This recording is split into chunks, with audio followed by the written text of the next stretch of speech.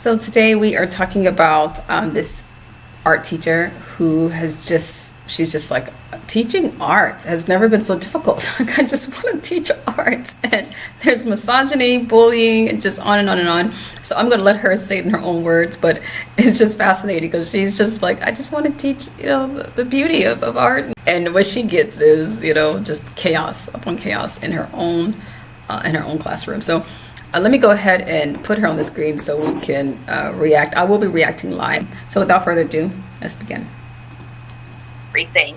So first semester was when I had my bullying issue. There was a boy who would come in, and first thing he would do is just scream at this group in particular. Why are you looking at me? You're so ugly. Like, call them by name so they knew he was talking about them. These kids were very afraid. Like, they would come up to me and be like, is he gonna be here? Like, is he gonna be here? Because apparently he had PE with these kids and was doing the same thing in there. So, it was like, I told just about everybody I could tell. I told admin, I told the counselors. The counselors tried to work with me. I will get more into that in a moment. I tried to contact his mother, but she was very unavailable, so I was not able to reach out. And just even like the parents of one of the boys who was being bullied by this kid came into the school and was like, what is being done that our son is being so harassed? Nothing happened. Nothing. And as far as like the counselors went, like, they were just as much counselors for me as they were, but like this kid would go in, play victim, like, just would not accept fault at all, and would go in and talk boo-hoo me, boo-hoo my poor life, and then would come in and immediately, why are you looking at me? You're so ugly. And it's just like, oh my God, like you do not accept fault. And I think that was like the biggest thing. And I know there might be some pushback on that concept of like, well, they're 12. Of course, they're going to be like immature. And it's like, yes, I understand that. But it's not like you turn 18 and suddenly understand the concept of, oh, my actions have consequences. Because it's like, Okay, yeah, so I agree that what's going on in the minds of our little children is torment. It's torment.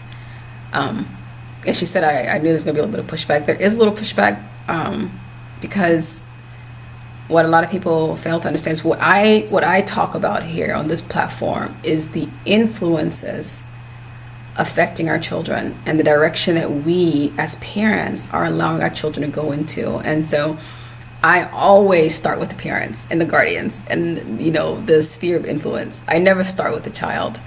If Jesus were to come into contact with a child, he'd probably cast out the demons in him. And I know that sounds harsh. People are like, oh my gosh, it's awesome. It's just truth. Okay, it is the absolute truth. Children who are tormented are usually overcome with entities that are numerous and that are incredibly tormenting. And when we start to see things through that lens, then we can finally start to respond in a way that's going to be helpful. And sending him to the principal office, sending him to the counselor, I get it. I get it. The need to just find natural responses and natural, answers to get a natural positive outcome. But I guarantee you that child is overcome with entities. And not exactly what people want to hear on the Homeschool channel, but it is just the truth. It's just the truth. It's not. This isn't a political thing. This isn't a spiritual thing. It's just what's true is what I speak, because there's just no time to beat around the bush. We're running out of time. Spiritual things are more tangible now than ever. The reality of the spiritual realm. Good and bad, good forces and dark forces are more tangible than ever. So there's no reason to pretend that they're not and be all, politically correct and I'm so sophisticated. I can't talk like that, but it's true. And if his counselors were spiritual at all, they would pray for the little child. And his parent, we talked about his mother is not very available. That's a very concerning reality of a lot of children. And then it explains actually a lot about his behavior. And so I would, if I were in that situation, I would I would approach the young child a different way, understanding that boo-hoo, woe is me, boo-hoo, woe is me, but in reality, boo-hoo, woe is he. And it's our responsibility as adults to see his soul and not just his face, to see his spirit and not just his conducts, and then to know how to prescribe the proper, the proper prescription for those children. But to be honest, things are going to continue to break and be broken as long as our parents are forcing our children into the system.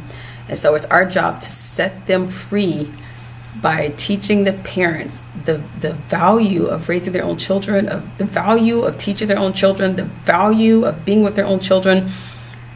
It's going to be a sacrifice. I understand sometimes it's a financial sacrifice, sometimes it's a time sacrifice because maybe you don't have as much time, maybe you don't have as many resources, but it is well worth it in the end. You'll save your child's soul, and you'll save your own mental marbles as well. So it's a double blessing when we choose to do the right thing and to educate our own children. Don't rely on the system to educate your children. The system is broken. It will only produce broken students and broken children. We literally give our children away for upwards of 8 to 10 hours a day. And how much time do they spend with the parent?